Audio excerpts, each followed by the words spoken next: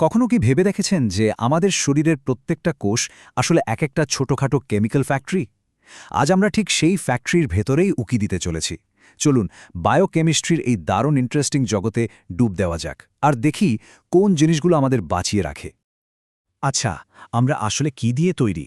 এই প্রশ্নের উত্তরটা কিন্তু শুধু সেল বা টিস্যুতেই আটকে নেই। এর শিকড় আরও অনেক গভীরে। জীবনকে যে আসল জিনিসগুলো চালায়, মানে কিছু বেসিক মলিকিউল আর তাদের অবিশ্বাস্য সব কাজকর্ম, সেগুলো নিয়েই আমরা এখন কথা বলবো। বায়োকেমিস্ট্রিকে বলতে পারেন জীবনের একটা রেসিপি বই। এটা আমাদের বলে দেয় ঠিক কোন কোন কেমিক্যাল উপকরণ দিয়ে আমাদের শরীরটা তৈরি, আর সেই উপকরণগুলো কিভাবে মিশে, কিভাবে রিয়্যাক্ট করে আমাদের বাঁচিয়ে রাখছে।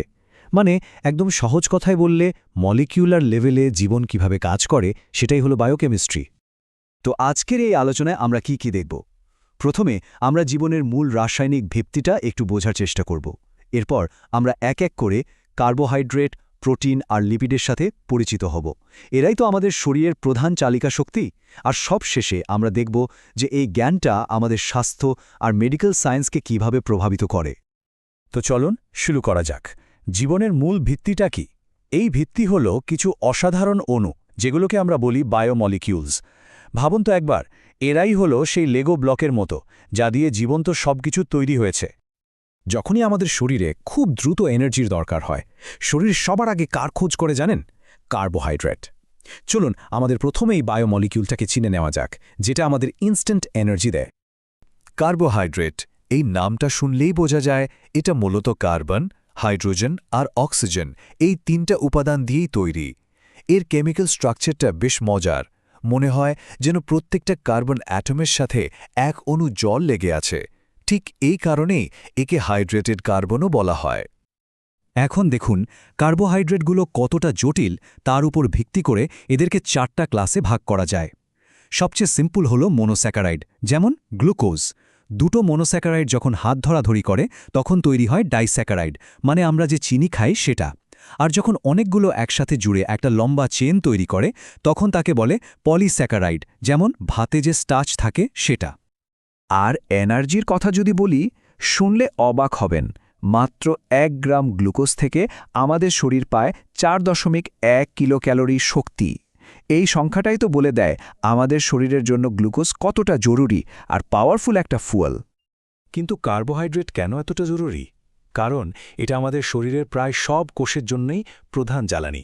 তবে সবচেয়ে অবাক করা ব্যাপারটা হলো আমাদের মস্তিষ্কের জন্য এটাই একমাত্র খাবার। মস্তিষ্ক কিন্তু আর কিছু গ্রহণ করে না। এছাড়া শক্তি জমিয়ে রাখা থেকে শুরু করে কোষের দেয়াল তৈরি করা পর্যন্ত সবখানি এর ভূমিকা বিশাল। আচ্ছা, কার্বোহাইড্রেট থেকে তো শক্তি পাওয়া গেল, কিন্তু সেই শক্তি দিয়ে কাজগুলো কে করবে? এখানেই এন্ট্রি হয় প্রোটিনের। এদেরকে বলা হয় কোষের মাস্টার মলিকিউল, আর তার কারণ হল শরীরের প্রায় সব গুরুত্বপূর্ণ কাজ এরাই করে থাকে। একটা প্রোটিন কিভাবে তৈরি হয় জানেন? ভাবুন যেন একটা মালা গাঁথা হচ্ছে। অ্যামিনো অ্যাসিডগুলো হলো সেই মালার এক একটা পুঁতি। এরপর পেপটাইড বন্ড নামের সুতো দিয়ে এই পুঁথিগুলো জুড়ে একটা লম্বা চেন তৈরি হয়।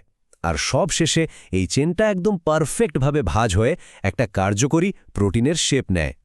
প্রোটিনের আকারই কিন্তু বলে দেয় সে কি কাজ করবে। দেখুন, মূলত 2 ধরনের সিম্পল প্রোটিন আছে। ফাইব্রাস প্রোটিনগুলো লম্বা সুতোর মতো, আর তাই এরা চুল বা ত্বকের মতো স্ট্রাকচার তৈরিতে সাহায্য করে। অন্যদিকে গ্লোবিউলার প্রোটিনগুলো অনেকটা বলের মতো গোল, যা তাদের বিভিন্ন কেমিক্যাল রিয়াকশনে অংশ নেওয়ার জন্য একদম পারফেক্ট করে তোলে, যেমন ধরুন এনজাইম।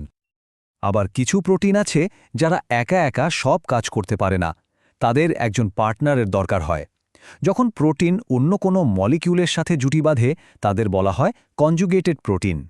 যেমন ধরুন রক্তে ফ্যাট ট্রান্সপোর্ট করার জন্য প্রোটিনকে লিপিডের সাথে জুটি বাঁধতে হয়, যাকে আমরা বলি লাইপোপ্রোটিন। পুষ্টির দিক থেকে দেখলে সব প্রোটিন কিন্তু একরকম নয়। ফার্স্ট ক্লাস প্রোটিন আমাদের শরীরের জন্য জরুরি সব অ্যামিনো অ্যাসিডের যোগান দেয়, যা আমরা মূলত ডিম, মাংস, দুধ মানে প্রাণীজ উৎস থেকে পাই। অন্যদিকে সেকেন্ড ক্লাস প্রোটিন আসে উদ্ভিদ থেকে, যেমন ডাল বা শস্য, যেখানে হয়তো এক বা একাধিক জরুরি অ্যামিনো অ্যাসিড কম থাকতে পারে। এবার চলুন লিপিডের কথায় আসা যাক। আমরা এদেরকে ফ্যাট বা চর্বি হিসেবেই বেশি চিনি, আর অনেকে তো এড়িয়েও চলতে চান। কিন্তু জানেন কি, এই মলিকিউলগুলো ছাড়া আমাদের শরীর প্রায় অচল হয়ে পড়বে। এদের কাজ যে কত রকমের তা শুনলে অবাক হতে হয়। লিপিডের সবচেয়ে বড় পরিচয় হল এরা জলকে একদমই পছন্দ করে না। তেল যেমন জলে মেশে না, লিপিডও ঠিক তাই। আর জলে না মেশার এই বৈশিষ্ট্যটাই কিন্তু তাদের শরীরের বিভিন্ন গুরুত্বপূর্ণ কাজের জন্য অপরিহার্য করে তুলেছে। ফ্যাটি অ্যাসিডের গঠনে একটা ইন্টারেস্টিং পার্থক্য আছে। স্যাচুরেটেড ফ্যাটি অ্যাসিডের কার্বন চেইনটা একদম সোজা, কোনো বাঁক নেই, তাই এরা সাধারণ তাপমাত্রায় জমে যায়, যেমন মাখন। অন্যদিকে আনস্যাচুরেটেড ফ্যাটি অ্যাসিডের চেনে এক বা একাধিক ডবল বন্ডের কারণে একটা করে বাঁক থাকে, তাই এরা তরল অবস্থায় থাকে, যেমন ধরুন ভেজিটেবল অয়েল। লিপিডের কাজগুলো শুনলে সত্যি অবাক হতে হয়। এটা আমাদের শরীরের জন্য একটা লং টার্ম এনার্জি স্টোরেজ। মনে আছে, কার্বোহাইড্রেট প্রতি গ্রামে 4.1 কিলো ক্যালোরি শক্তি দিত।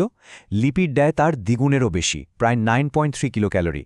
শুধু তাই নয়, শরীরকে গরম রাখা, নার্ভকে ইনসুলেট করা, এমনকি হরমোন তৈরি করা পর্যন্ত সবখানেই এর বিশাল ভূমিকা রয়েছে।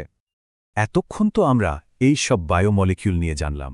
এখন চলুন দেখি এদের জ্ঞানটা আমাদের স্বাস্থ্য আর চিকিৎসা বিজ্ঞানে কিভাবে কাজে লাগানো হয়। একটা দারুণ ব্যাপার হলো এই বায়োমলিকিউলগুলো আমাদের শরীরের ভেতরের খবর বলে দিতে পারে।